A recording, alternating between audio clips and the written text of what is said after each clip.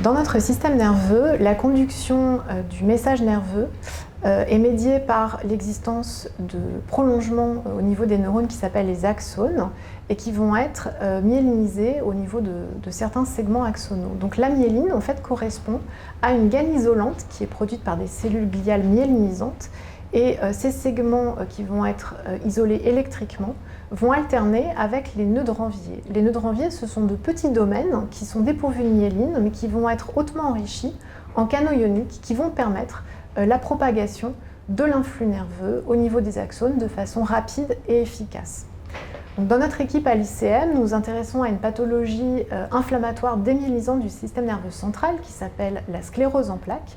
Dans la sclérose en plaques, il y a une démyélinisation et une altération des nœuds de Ranvier qui va conduire à une réduction de la vitesse de conduction le long des axones et donc provoquer des déficits fonctionnels chez les patients. Un processus de réparation endogène existe qui va permettre donc de restaurer la fonction de ces axones myélinisés. Malheureusement, ce processus est seulement partiel et avec le temps, on va avoir une perte neuronale qui va être associée à des handicaps persistants chez les patients. Il est donc essentiel de comprendre les mécanismes qui permettent la remyélinisation et la neuroprotection pour pouvoir les promouvoir et éviter cette perte neuronale au cours de la pathologie. Donc, outre les neurones et les cellules gliales myélinisantes qui produisent la myéline, un des acteurs majeurs de la remyelisation correspondent à la microglie, donc les cellules microgliales, qui sont en fait les cellules immunes résidentes du système nerveux central. En effet, ces cellules sont connues pour participer à la modulation de la remyélinisation.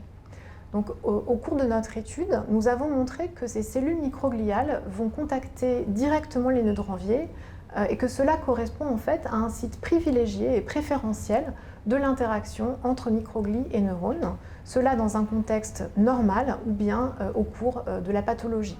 Nous avons montré que c'est l'activité neuronale qui va elle-même médier cette interaction entre microglies et neurones. Et par ailleurs, si on perturbe ce signal dans un contexte de démyélisation, en fait, on va observer que la microglie va rester beaucoup plus pro-inflammatoire et donc ne pas devenir pro-régénérative. Et cela corrèle en fait avec une altération de la remyelisation. Donc dans un premier temps, dans cette étude, on a utilisé du tissu humain post-mortem afin de voir si les cellules microgliales pouvaient contacter les nœuds de Ranvier, et on a vu que c'était le cas. Et puis ensuite, on a dû développer en fait des modèles murins pour voir dans le détail comment cette interaction était médiée. Ces modèles murins qui sont développés à la fois in vivo et ex vivo, donc en culture, nous ont permis de voir que les cellules microgliales interagissaient en effet avec les nœuds de Ranvier, mais aussi d'étudier leur dynamique. Les cellules microgliales sont des cellules très dynamiques, c'est-à-dire qu'elles vont explorer leur environnement et voir dans cet environnement quels sont les signaux qu'elles pourraient percevoir et qui pourraient être les prémices d'un dysfonctionnement. Le développement d'outils nous permettant de suivre cette interaction en temps réel nous a permis de voir que cette interaction dans un contexte normal était stabilisée, alors que dans un contexte à forte composante pro-inflammatoire, l'interaction entre cellules microgliales et nœuds de Ranvier était déstabilisée. Ensuite, lorsqu'on regarde dans un contexte de réparation, l'interaction entre microglies et nœuds de Ranvier est stabilisée et elle est même renforcée par rapport à ce que l'on peut observer dans un contexte classique, permettant de suggérer que cette interaction pourrait avoir un rôle majeur dans la réparation. Donc dans le contexte de la sclérose en plaques, ces résultats sont intéressants. Tout d'abord parce qu'il sera intéressant dans le futur d'essayer d'étudier comment les nombreux signaux immunitaires que l'on observe dans cette pathologie vont moduler cette interaction et son impact fonctionnel. De plus, il existe à l'heure actuelle des études pour des stratégies thérapeutiques qui visent à moduler la physiologie microgliale.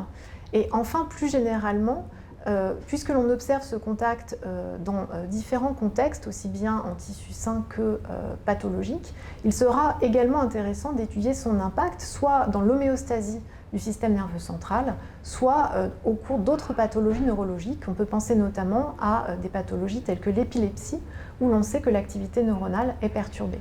Et donc il sera intéressant d'étudier les interactions microglies-nœuds de Ranvier dans ce contexte, voir comment elles sont modulées et également si elles peuvent jouer un rôle fonctionnel.